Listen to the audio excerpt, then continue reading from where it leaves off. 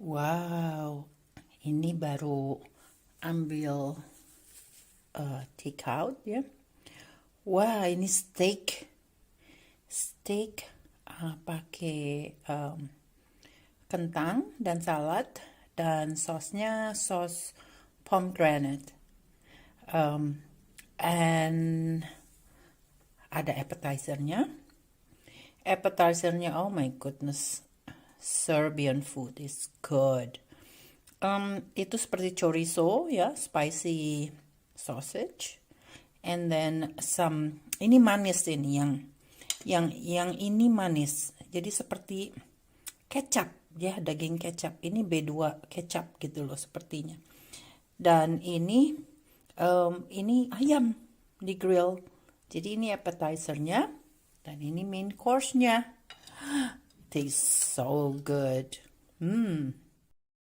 Hai, ini tadi saya minta steaknya medium ya, steak sauce pomegranate, some appetizer, some kentang dan salad. Good. It's really good. And then appetizer. There is this is kayaknya ini seperti chorizo atau salami ya, yang pedas. And then chicken. Tak potong dulu ya.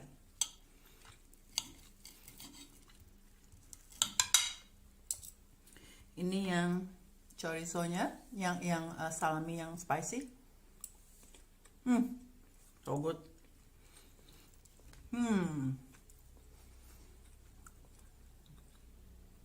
Nggak terlalu pedes sih. Kelihatannya aja pedes, tapi nggak kok. Ini yang chickennya, grilled chicken. Empuk sekali. And then ini pork ya, B2, manis seperti B2 kecap kita. It's good. Pakai roti. So good. Di Belgrade makanannya enak-enak. Bisa-bisa jadi gemuk dia. Oke. Nanti ke makanan selanjutnya ya. Halo, ketemu lagi dengan saya. Kali ini dari tempat yang berbeda, yaitu dari Belgrade. Ibu kotanya Serbia. Serbia itu dulu bagian dari Yugoslavia. Kalau ingat ya, itu ada lima negara, pecah 5 negara sekarang, dan Serbia itu yang terbesar. Dulu Yugoslavia itu ibu kotanya Yugoslavia itu ibu kotanya Belgrade, dan Serbia dan itu di daerah Serbia, jadi tetap ibu kotanya tetap Belgrade. Sangat menarik. Sangat menarik sekali, kota tua yang penuh sejarah ya, penuh sejarah. Dan kotanya itu sepertinya ada kota lama dan kota baru. Boleh dilihat dari klip-klip perjalanan saya. Makanan selalu kalau saya karena suka makan ya, saya suka makan enak. Makanannya kind of ada fusionnya, jadi tidak terlalu tradisional seperti di Turki ya, seperti di Istanbul. Tapi di sini lebih sudah mix, sudah fusion dengan masakan yang modern ya. Jadi mungkin lebih mudah diterima ya di orang yang baru pertama kali atau yang tidak terlalu takut mencoba makanan-makanan baru, tapi dekat dengan makanan-makanan Eropa juga sebetulnya kalau tradisionalnya ya. So mudah-mudahan dapat menikmati klip-klip saya dan memberi ide-ide kalau memang mau travel ya. Sangat indah sekali, tidak terlalu mahal seperti di Eropa Barat ya, tapi tetap value-nya itu ada menariknya. Sama kita merasa seperti di Eropa sih, karena memang itu sudah dekat sekali dengan Eropa ya. Oke, so hari ini saya dalam video ini khususnya saya ingin membahas sesuatu mengenai mungkin bagian dari karakter development ya. Ini mengenai bagaimana atau mengapa kita membuat keputusan yang buruk atau keputusan yang salah. Ternyata itu ada alasannya ya. Tidak, kadang-kadang kita menyesali dan menyesali mengapa kita mengambil sesuatu keputusan. Keputusan itu dapat menghancurkan kadang-kadang ya, jadi dapat membantu kita, mensupport, menaikkan kita atau menghancurkan kita. Jadi keputusan itu sangat-sangatlah penting. Referensi saya ambil dari tentu saja dari buku-buku yang saya pelajari, dari researchernya juga, dari Dr. Daniel Gilbert ya. Beliau ini profesor di Harvard University yang mempelajari sektor-sektor ini, yang saya juga pernah membahas bukunya itu waktu saya membahas mengenai kebahagiaan, yang saya akan bahas lagi di tempat yang lain nanti kalau saya sudah move on dari trip saya ini. Nah, mengapa orang membuat keputusan yang salah? Menurut beliau dan juga beberapa riset yang mendukungnya itu karena kesalahan dalam menghitung peluang atau memprediksi peluang. By the way, manusia itu hanya satu-satunya makhluk hidup yang memikirkan future, yang memikirkan masa depan. Jadi binatang tidak memikirkan masa depan ya, mereka hidup hari ini saja. Apa yang mereka dapat di depan mata ya, itu yang mereka makan ya, atau mereka mencari, berburu, itu mereka yang pertama mereka lihat apa yang di depan mata. Sedangkan manusia mempunyai skill, mempunyai keahlian untuk melihat jauh ke depan, dan bisa itu masa depan yang mungkin dekat ya, jadi itu yang kita sebut short term goal, dan juga melihat ke masa depan yang jauh, yang long term, lebih long term ya.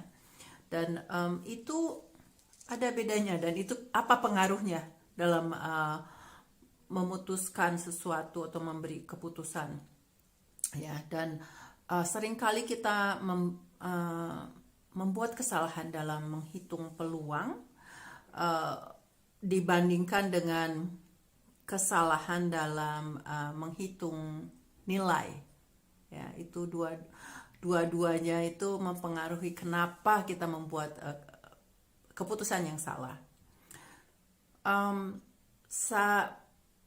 Seperti yang tadi saya bilang, kadang-kadang kita membuat keputusan sepertinya seperti yang apa kita lihat sekarang.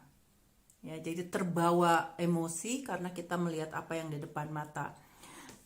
Misalnya kalau kita melihat, misalnya kalau kita ditanya apa chancesnya ya kamu akan melihat di luar ini seseorang yang membawa jalan anjing peliharaannya, atau yang membawa dengan tali ya, dengan leashnya gitu, jalan-jalan gitu di di park atau di keliling kompleks.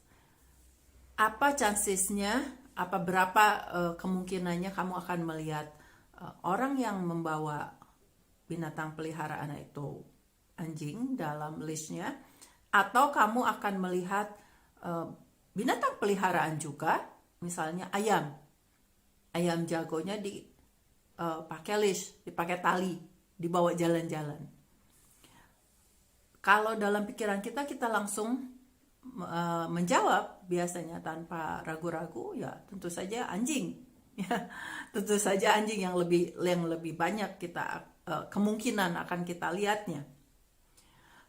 Nah, itu salah satu keputusan yang kita atau jawaban yang kita ambil karena berdasarkan apa yang kita lihat atau apa yang sering kita lihat. Satu lagi contoh, misalnya kalau kita ditanya berapa banyak orang, banyakan mana kemungkinan orang meninggal karena asma atau meninggal karena bencana alam, tsunami, tornado, atau banjir bandang, atau selain banjir bandang, gunung meletus atau segalanya. Nah, itu kita perhitungkan untuk misalnya di seluruh Indonesia, bukan hanya di satu tempat saja ya, di seluruh Indonesia. Saya tidak tahu berapa datanya, tapi menurut data dunia, ya itu yang data dunia itu mengatakan kalau meninggal karena asma attack ya, karena penyakit asma itu jauh lebih banyak daripada orang yang meninggal karena tsunami, karena banjir bandang, karena longsor atau gunung meletus. Karena kejadian alam, perusakan alam yang seperti tsunami atau tornado atau longsor itu kan terjadi tidak setiap hari ya. Jadi itu hanya berapa, mungkin sekarang makin sering, tapi tetap itu masih jarang dibandingkan dengan orang yang meninggal asma. Karena itu penyakit yang ada terus dan orang yang terkena, dan biasanya orang yang meninggal itu kan kalau dihitung seluruh dunia, karena kita tidak melihat, itulah kita tidak melihat di depan mata. Yang kita lihat setiap hari di TV atau berita itu kan beritanya banjir bandang di sini, atau gunung meletus, gunung Merapi meletus, atau yang terkena tsunami. Itu kan yang kita lihat setiap hari di berita itu di TV. Sedangkan TV tidak pernah memberitakan orang yang meninggal karena asma. Ya, itu kan jarang. Padahal itu kejadian itu, entah mereka meninggal di rumah atau di rumah sakit, itu terjadi diperkirakan hampir setiap menit ada. Jadi apa yang kita selalu membuat jawaban itu apa yang kita lihat, yang nyata, yang di depan mata sekarang ini. Ya, begitupun tadi kemungkinan kita melihat orang dengan menuntun anjing dengan talinya itu pasti akan lebih banyak daripada yang menuntun binatang peliharaan lainnya, misalnya kucing yang jarang atau ayam jago yang tidak mungkin gitu, karena kita tidak pernah melihat. Karena kalau kita melihat di TV di mana acara atau film atau apa, ya semua itu kalau ngajak jalan-jalan ya biasanya anjing ya, bukan ayam atau kucing, itu jarang-jarang. Jadi seperti itulah. Nah, sama dengan kalau karena itu kalau di sini ya, kalau di negara barat itu legal untuk mempromosikan lotre, ya lotre itu. Mereka ada apa sih, diperbolehkan. Kalau mungkin di Indonesia kan tidak diperbolehkan itu ya, dan illegal kan, judi itu kan sebetulnya tidak legal. Nah, kalau di komersial, di iklan di sini selalu ada itu diperlihatkan orang yang menangnya berapa puluh juta atau berapa juta dolar gitu. Terus bagaimana mereka dapat lotre itu, beli rumah atau apa, semuanya itu dipromosikan, semuanya itu diperlihatkan yang menangnya itu. Karena orang-orang melihat begitu ya, orang-orang lebih antusiastik untuk membeli, karena dalam pikirannya, oh iya, kesempatan untuk menang, oh ini ada ini. Padahal kalau menurut ekonomis ya, yang betul-betul mengerti itu kemungkinan untuk mendapatkan kemenangan dalam lotre itu seperberapa juta gitu, tergantung berapa banyak yang membeli ya. Tapi itu kemungkinan untuk diserang atau di attack halilintar itu lebih besar daripada kalau memenangkan lotre gitu sebetulnya. Tapi karena apa yang kita lihat di TV itu lebih banyak yang menangnya, jadi ya kita membuat keputusan, oke, kita beli lotrenya aja, kita beli ini ya, kita jadi berjudi akhirnya kan, jadi berjudi.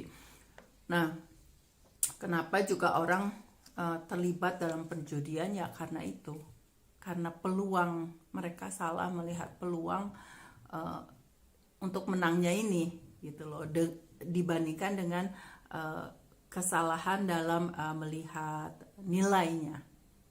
Padahal kan kalau kita hitung-hitung, kalau dia misalnya bayar lotre, kalau di sana itu $2 ya, satu nomor atau satu kali main itu $2. Kalau mereka main misalnya sehari $2, 1 tahun kan sudah berapa itu, udah hampir $600-700 ya, $700. Kalau kita belikan apa yang dapat kita bermanfaat kan, itu lebih baik sebetulnya, karena kemungkinan untuk menangnya itu dalam setahun belum tentu, itu mungkin bertahun-tahun ya.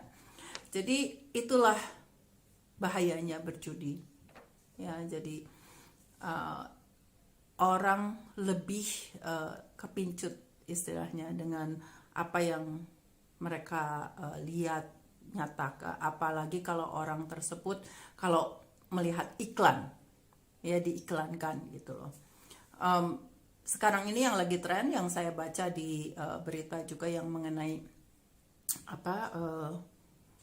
YouTuber atau selebgram yang menjual binary option, dan ternyata itu sebetulnya perjudian online. Dan saya bisa bayangkan mungkin karena orang tersebut itu YouTuber yang punya mungkin keahlian public speaking ya, yang bisa merayu publicly, jadi mungkin dia dapat meraih, apalagi mungkin banyak followersnya ya, banyak yang sudah ada sepertinya sudah ada koneksinya dengan audiensnya ya, dengan followersnya. Jadi makanya banyak yang tertarik, makin banyak yang tertarik ya. Jadi itu seperti iklan yang mantap, yang langsung meresap semua, menarik semua peminatnya ya. Jadi itulah mungkin karena itu, jadi dampaknya ini, kerugiannya itu sangat-sangat besar ya. Oke, kita move on dengan kenapa kita membuat keputusan yang salah juga, karena kita kadang-kadang terlalu secara alamiah ya, kita tuh selalu menganggap lebih banyak itu lebih baik dan sekarang itu lebih baik ya. Jadi kalau kita misalnya ditawarkan dikasih 500.000 sekarang ini atau dikasih 600.000 bulan depan, kita pasti pilih yang sekarang, 500.000 ya. Sekarang kita tidak peduli lagi kalau dalam 1 bulan lagi, oh itu apapun bisa terjadi. Sekarang aja 500 saya mau. Jadi itu. Dan juga kalau misalnya kita ditawarkan kalau kita ditawarkan 500.000 sekarang dan bukan dalam 1 bulan ya, 2 hari lagi deh, 2 hari lagi saya kasih kamu 600.000, pilih yang mana? Pasti kita pilih yang 600.000 kan. Kalau 2 hari ya gak apa-apa gitu loh. Jadi begitulah, karena orang itu kadang-kadang membuat keputusan itu terlalu cepat juga ya, tidak memperhitungkan.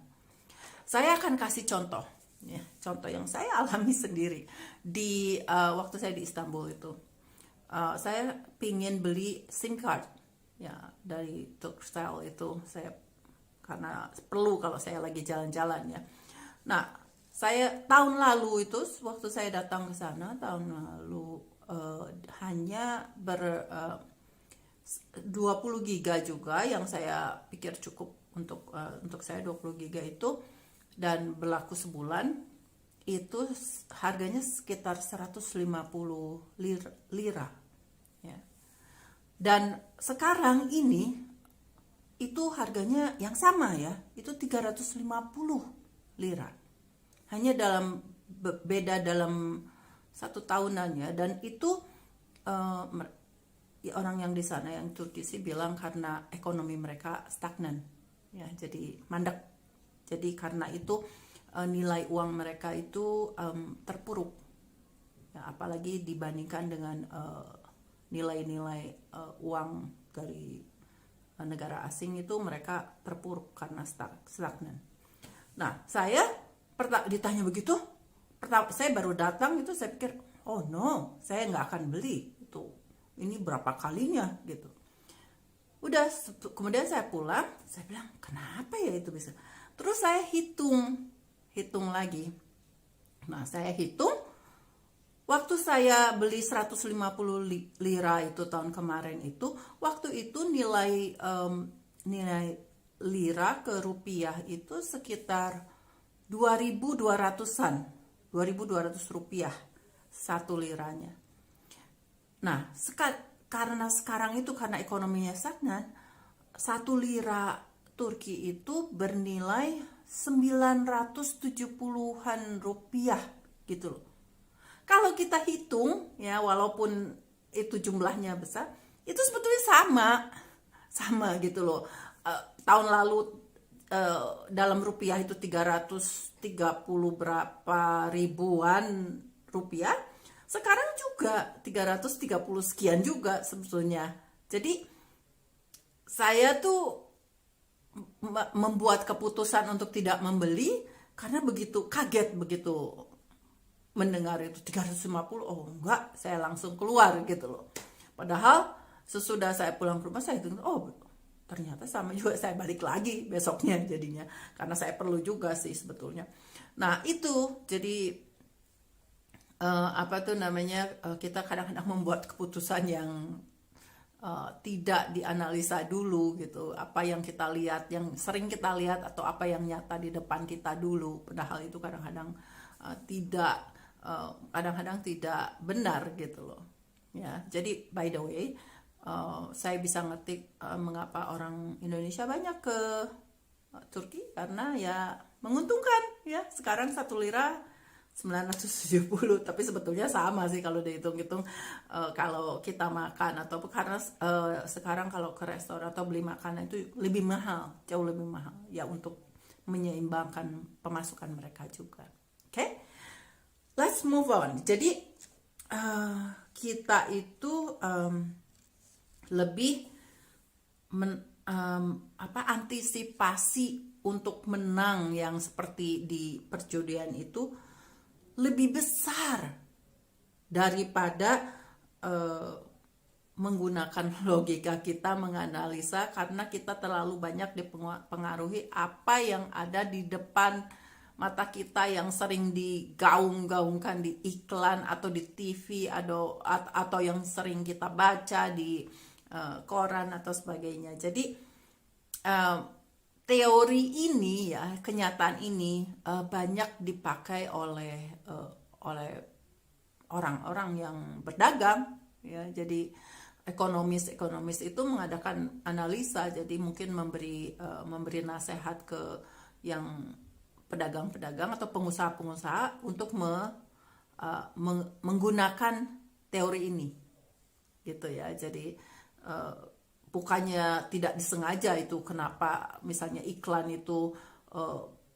diperlihatkan seberapa sering dan berapa lama dan waktu kapan, waktu acara apa ya. Di Amerika itu kalau iklan yang keluar di di NFL football itu yang setiap bulan Februari itu sangat-sangat mahal kalau ingin itu ditayangkan waktu pertandingan football itu ya, karena yang menontonnya itu ya seluruh Amerika, karena itu olahraga favoritnya di Amerika, dan itu sangat ditunggu-tunggu sepanjang tahun, itu finalnya ya. Dan biasanya iklannya juga dibikin unik, dibikin menarik, dibikin komedi, atau mereka juga pakai orang-orang yang terkenal yang surprise. Jadi seperti surprise sendiri, itu seperti ada acara yang ditunggu-tunggu hanya untuk melihat iklannya itu, seperti saya ya, yang saya tunggu-tunggu. Kayak Coca-Cola setiap tahun pasti mereka mensponsor itu, mereka ikut dalam itu, tapi setiap tahun mereka ada uniknya gitu, ada ceritanya sendiri yang kita tunggu-tunggu, mana yang paling lucu ya, yang paling bagus gitu ya. Itu seperti ada kompetisinya sendiri. Dan Coca-Cola sendiri harus membayar untuk menayangkan itu, harus membayar sangat-sangat mahal, karena mereka tahu kalau itu yang menonton bukan hanya seluruh Amerika, itu seluruh dunia ya, yang memang fansnya football ya. Jadi mengapa kita membuat keputusan yang salah, dan ini teori ini dipakai untuk di dunia usaha ya, untuk mempromosikan produk-produk mereka untuk mencari cuan ya.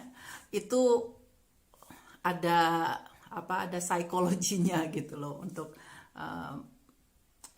melakukan publikasi atau iklan, atau kenapa itu iklan tuh harus ditayangkan sedemikian rupa. Oke, mudah-mudahan bermanfaat untuk yang punya ide untuk melakukan mempromosikan produk-produk, dan juga untuk yang ingin terjun dalam dunia production house yang memproduksi iklan-iklan itu ya. Okay, have a great day, and then stay safe ya, and juga stay healthy, and then juga selamat berbahagia. Okay, bye.